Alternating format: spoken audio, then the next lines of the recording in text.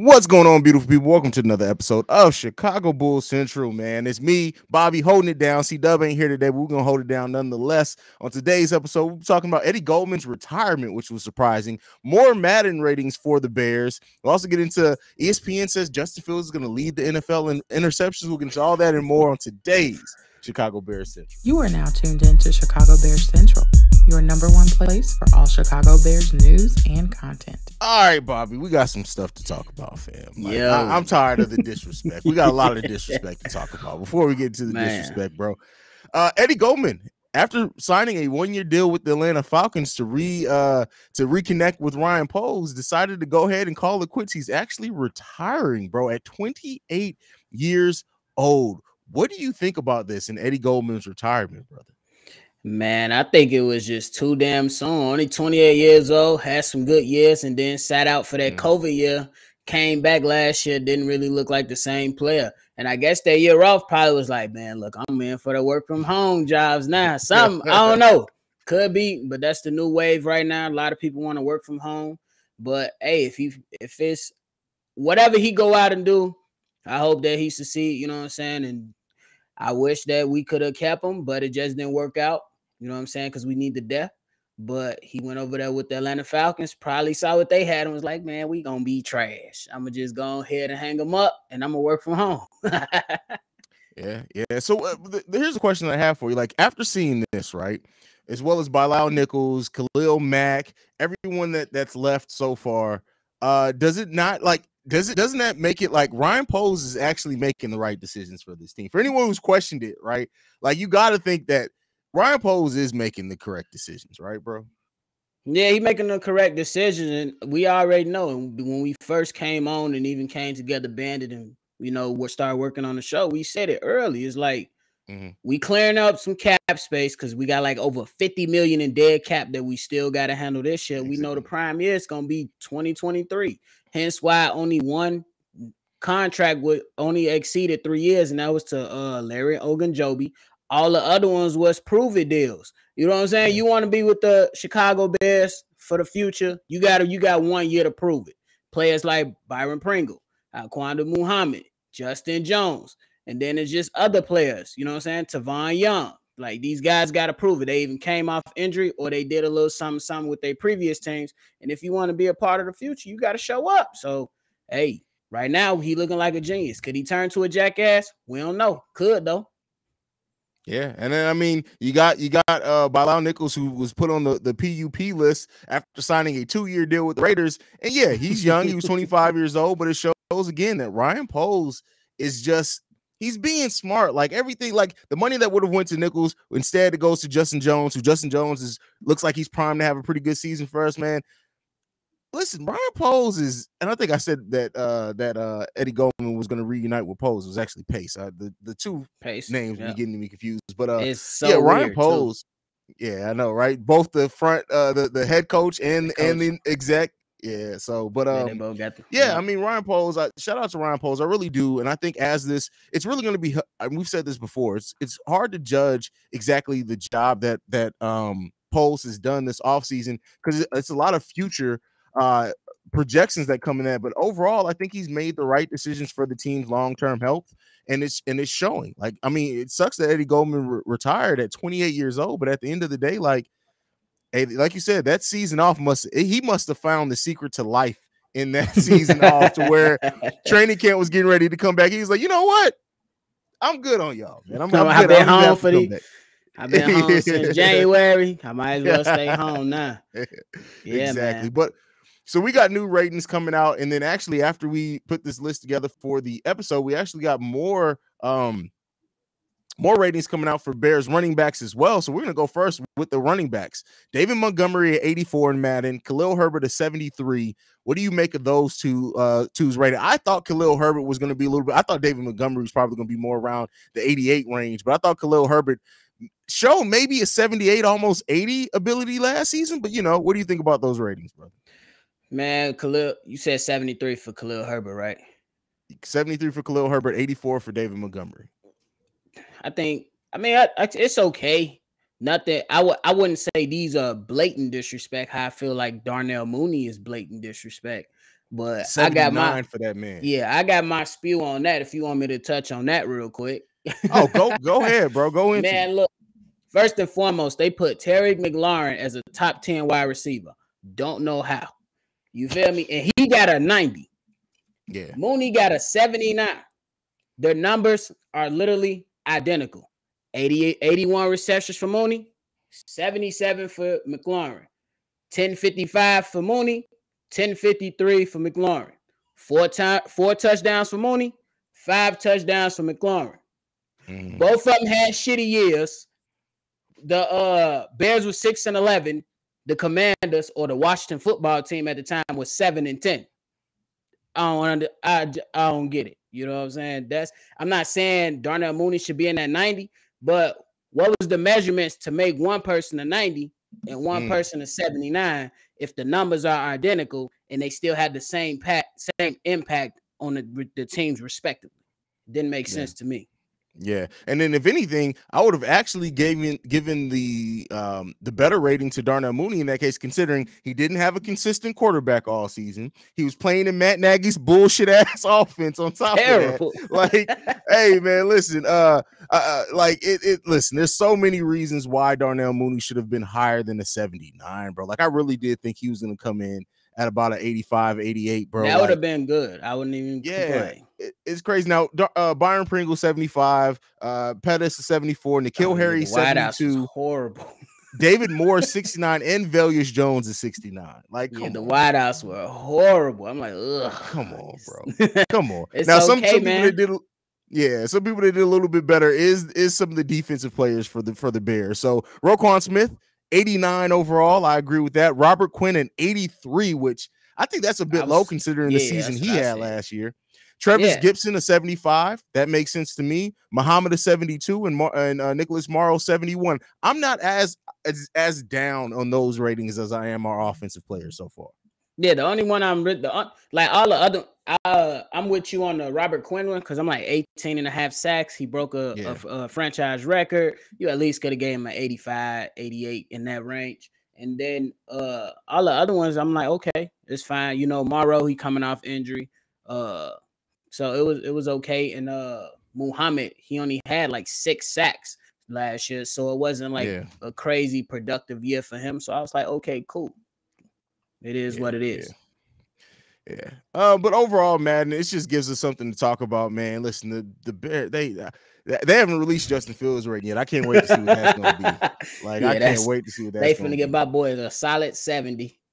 Bro, I'm finna be so upset, bro. You already know it's gonna be something wild like that. It is gonna be like a 75 or something like that. I remember Trubinsky. I think Trubinsky's first season, I think he came in at like a 72. I was like, man, what the hell is this? But hey, watch them get Mac Jones something in the 80 or something, or Trevor Lawrence. Watch they get him something high, and I'm be like, bro, he ain't do shit last year. He in the same boat as these guys. They at least got to be in the same range as each other because ain't none of them really do nothing. Yeah. Move it in. ESPN has predicted Justin Fields to lead the NFL in interceptions, bro. They gave him 16 interceptions that he's going to throw during the 2022 season.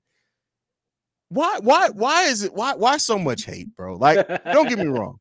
Like, I would have, if they would have said something like, hey, we predict Justin Fields to be the most sacked quarterback in the league, I'd be like, you know what? I can actually understand. I can't be mad at that.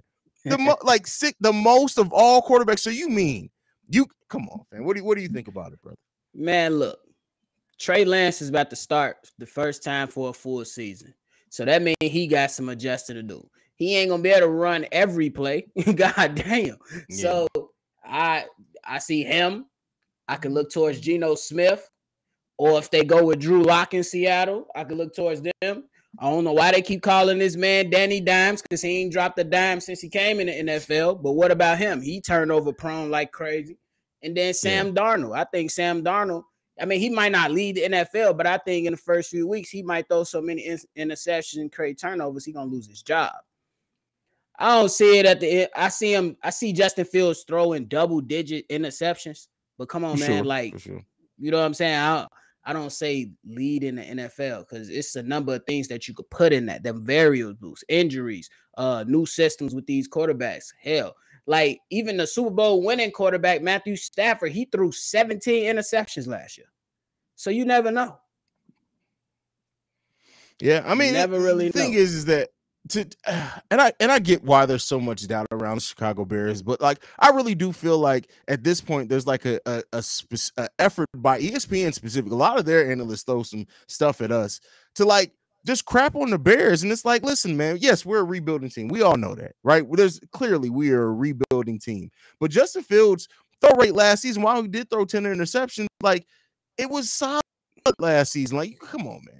Y'all gotta give my man some credit. Now, look, he had the 10th best turnover-worthy throw rate last season, but the 31st interception rate.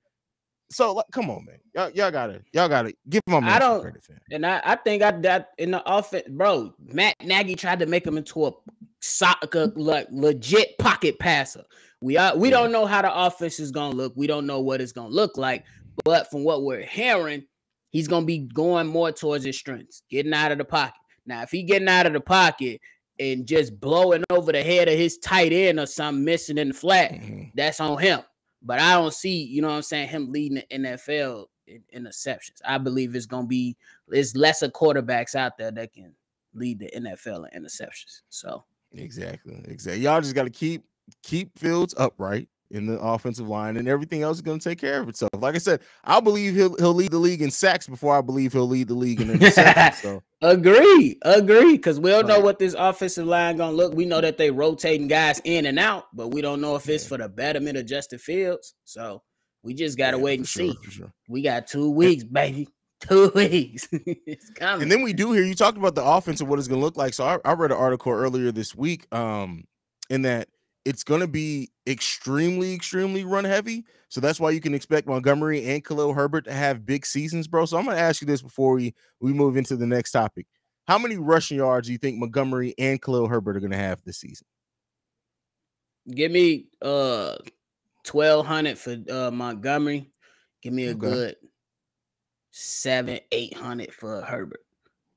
I think, I just think it's gonna be like that zone run, that zone rushing attack, and it's just that's why you like everybody shit on N'Keal Harry, but he one of the top blocking wideouts in the game. Same with Byron Pringle, and you know other guys are willing to block. So, hey, it's gonna be a lot of running and bootlegs and play action. That's just what I see from this year. I think it's going to evolve after this year, but from this year, expect a lot of runs.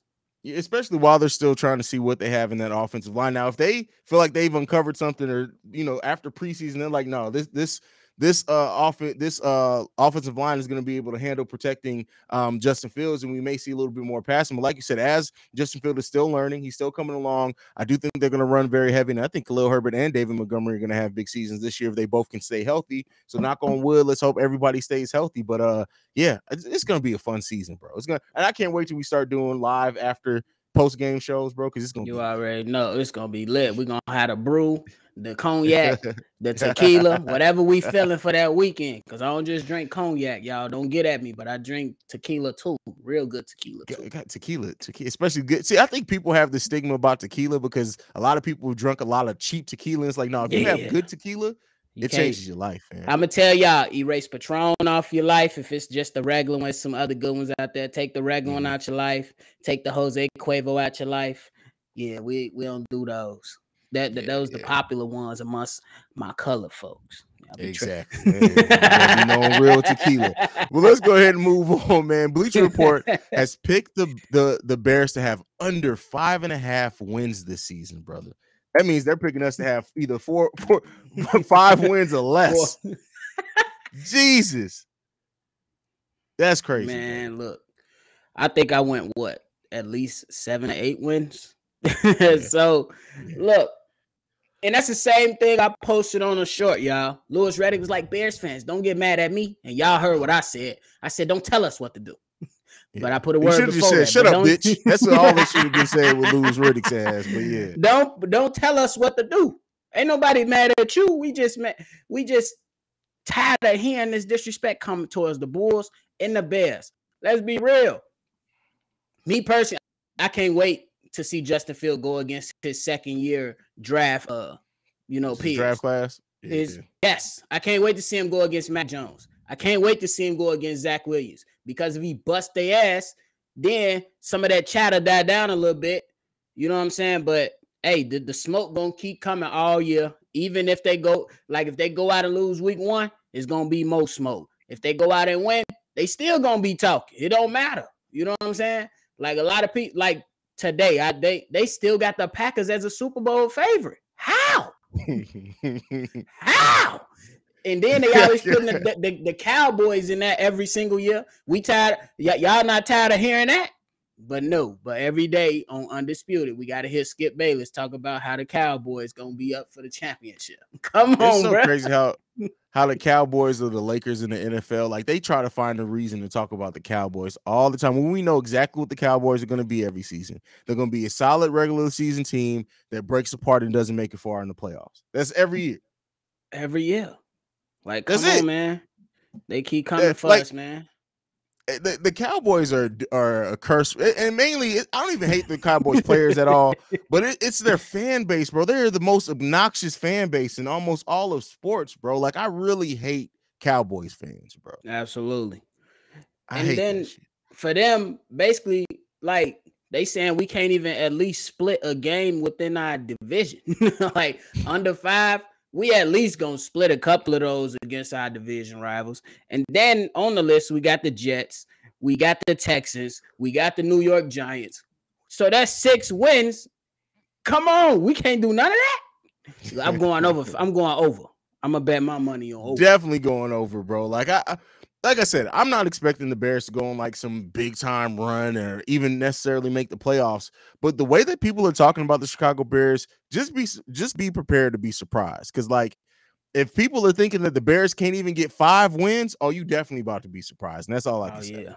Oh yeah. And then I wanted to say this real quick too. I think that Eberflus has a history of getting the best out of his defenses, and it seemed like Ryan Poles is trying to, they trying to work as a cohesive unit to bring the best out of these players. Hence why they like, bro, you got to prove it. Like Byron Pringle, we know what you did behind Patrick Mahomes. What you going to do on this 1-year deal? You want to make some more money or no?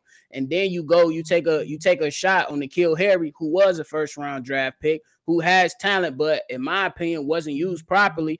I feel like Bill Belichick was like, oh, you screwed up in practice a couple times. You're done. Because we seen him do it plenty of times before. So could these guys pan out? We don't know. But you know what I'm saying? I'm eager to see it. I'm gonna just leave it at that.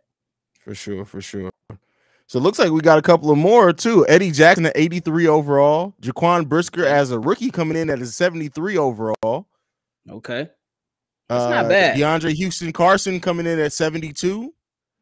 Okay. Cruikshank 69. I didn't expect much from him, but we're getting some. Yeah. At least the Eddie Jackson one fell. You know what I'm saying? Yeah. Just be fair. I can't wait to see the Fields one. I can't wait to see. Bro, that's why I keep looking, because the moment they really I don't care when it is. That if they release that mug at 1:00 in the morning, a video is dropping because I already know I'm about to go off. Brother. I'm already knowing I'm about to have to go off on people. I'm just gonna look at the other quarterbacks that was first year quarterback with him. Mac Jones, Trevor Lawrence, and Zach Wilson, and Trey Lance. If they come in and give us some crazy number to Trevor Lawrence, we got to go crazy because they tripping. For real. Yeah. The doubt's going to keep coming, but hopefully we prove them wrong over the course of the season. I'm still going to be playing with my Bears in Madden. Well, of course, in the franchise mode online. I'm not even going to lie to you. That's not going to happen. You ain't finna catch me getting embarrassed using the Bears with all those low-ass ratings on online. They dropping open passes. Bro, and the way they did the wide receivers is just ridiculous, man. But you got anything left before we go, bro? No, man, but y'all, hey, first and foremost, all our new people, hit that like button, subscribe, and thank y'all so much for tuning in. Our continued supporters, thank y'all very, very, very, very, very much, and keep doing what y'all doing. And we're going to keep the smoke coming. I'm coming with some more film breakdown. We're going to work on Darnell Mooney, coming to y'all real soon. Okay. All right. I like that. But that is it from us for today. Make sure you follow us at Shy Bears Central. You can also send us any feedback, questions, comments, concerns, ChicagoBearsCentral@gmail.com. And lastly, if you want to leave us a text and a voicemail, the number to do so, 773-270-2799. You make sure you go and check out them Cognac boys at the Shy Bulls podcast over there. They've been killing it lately. Listen, bro, you got to stop letting C-Dub go live by himself late at night, bro. I was watching that live last night. I'm like, my boy, he having too much fun with this. For real. I had to do something with my kids. My son, we've been working on some football stuff, too much fun. But, man, y'all make sure y'all go and support them over there as well, man. But that is it for us for today. We will see you lovely and beautiful people tomorrow with the daily episode. Peace, y'all. This has been a presentation of the Break Media.